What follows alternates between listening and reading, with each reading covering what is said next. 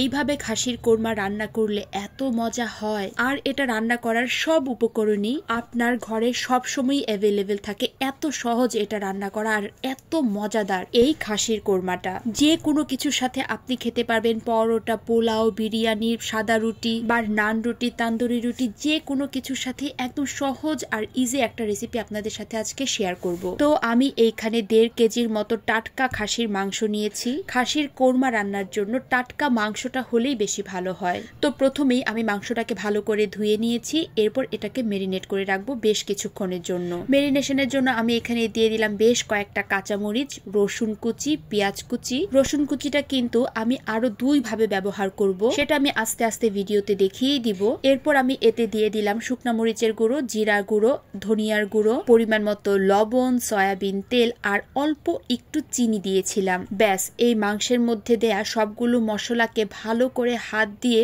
সুন্দর করে মাখিয়ে 4-5 ঘন্টার জন্য মেরিনেট করে রেখে দিব। 4-5 ঘন্টা যদি আপনার হাতে সময় না থাকে তাহলে আপনি আধা ঘন্টা কি 1 ঘন্টার মতো রাখতে পারেন। আমি এটা 4 ঘন্টার মতো রেখেছিলাম। এবার আমি একটা কড়াইয়ের মধ্যে তেল দিয়ে দিলাম, আর তেলের মধ্যে দিয়ে দিলাম 3-4টা এলাচ, দারচিনি আর তেজপাতা, আর 2টো আস্ত রসুন দিয়ে দিলাম, এটা যার যার পছন্দ অনুযায়ী। এরপর আমি এখানে দিয়ে দিলাম রসুন কুচি, পেঁয়াজ কুচি আর অল্প একটু লবণ, কারণ মাংসে কিন্তু লবণ মাখাই আছে। এবার এই পেঁয়াজটাকে ভালো করে ভেজে নিব। আর সেই সাথে যেহেতু আমি খাসির কোরমা রান্না করব, তাই আরেকটা চুলায় গরুর দুধ গরম বসিয়ে দিয়েছি।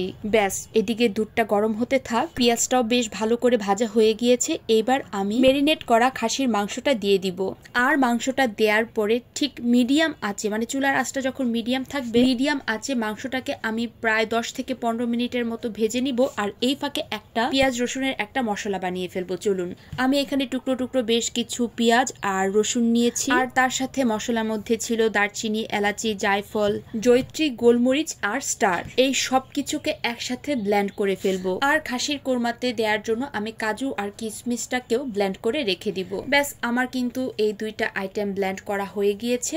এবার মাংসটাকে 10-15 মিনিট ভালো করে ভাজার পর পেঁয়াজ আর রসুনের সাথে যে সবগুলো মশলা ব্লেন্ড করে রেখেছিলাম সেইগুলো এই মাংসটাতে দিয়ে বেশ কিছুক্ষণ কষিয়ে নিব, যাতে পেঁয়াজ আর রসুনের কাঁচা গন্ধটা একদম চলে যায়। আর এটা আমি বারবার ঢাকা দিয়ে অল্প আঁচে কিন্তু ভালো করে ভেজে নিব। আমি কিন্তু এখানে কোনো ধরনের জল ব্যবহার করিনি, যেহেতু এটা টাটকা মাংস ছিল, তাই মাংস থেকে বেশ অনেকটা জল আস্তে আস্তে সেদ্ধ হতে হতেই বের হয়েছে। মাংসটা আমার ভালো করে কষানো হয়ে গিয়েছে। এবার এতে গরম গরম গরুর দুধ দিয়ে দিব। আচ্ছা, এবার আমাকে বলে ফেলুন তো, আমার এই ভিডিওটা কারা কোন জায়গা থেকে দেখছেন আর ময়মনসিংহ থেকে কারা দেখছেন, তারা কিন্তু অবশ্যই আমাকে কমেন্ট বক্সে জানাবেন।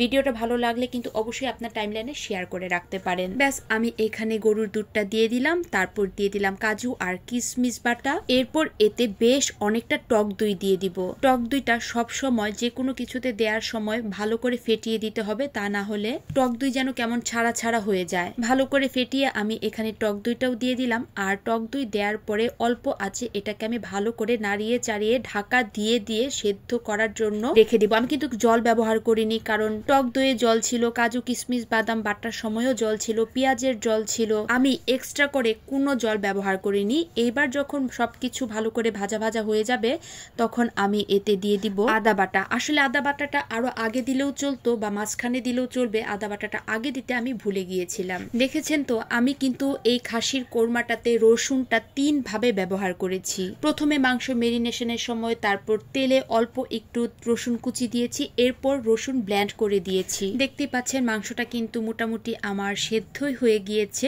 এবার এতে জলটা ভালো করে শুকিয়ে গেলে আমি বেশ কয়েকটা আস্ত কাঁচামরিচ দিয়ে দিব, তার সাথে বেশ অনেকটা ঘি, কারণ কোরমাতে ঘিয়ের গন্ধটা এত ভালো যায়। আমার কিন্তু খাসির মাংস একদম মোটামুটি প্রপারলি সেদ্ধ হয়ে গিয়েছে। তারপর কিন্তু আমি কাঁচামরিচ দিয়েছি আর ঘি দিয়ে দিয়েছি। ঘিটা আমি বেশ অনেকটাই দিয়েছি।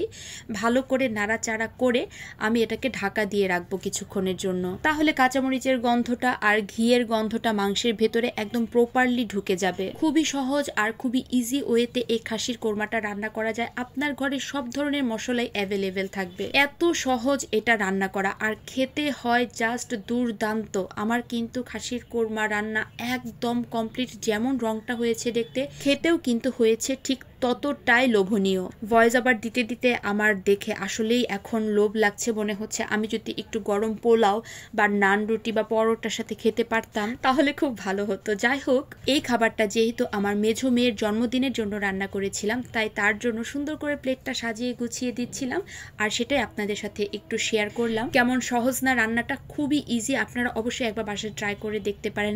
আর আমার খাসির কোরমা রান্নার রেসিপিটা যদি আপনাদের ভালো লেগে থাকে, সহজ লেগে থাকে, তাহলে আপনারা অবশ্যই আপনার টাইমলাইনে শেয়ার করে রাখতে পারেন। ভালো লাগলে অবশ্যই একটা লাইক আর কমেন্ট করবেন, আর আমার পেজটাকে ফলো করে দিতে কিন্তু একদম ভুলবেন না। তো আজকের মতো এইখানেই, দেখা হবে আপনাদের সাথে আমার পরের একটা ভিডিওতে। So tata.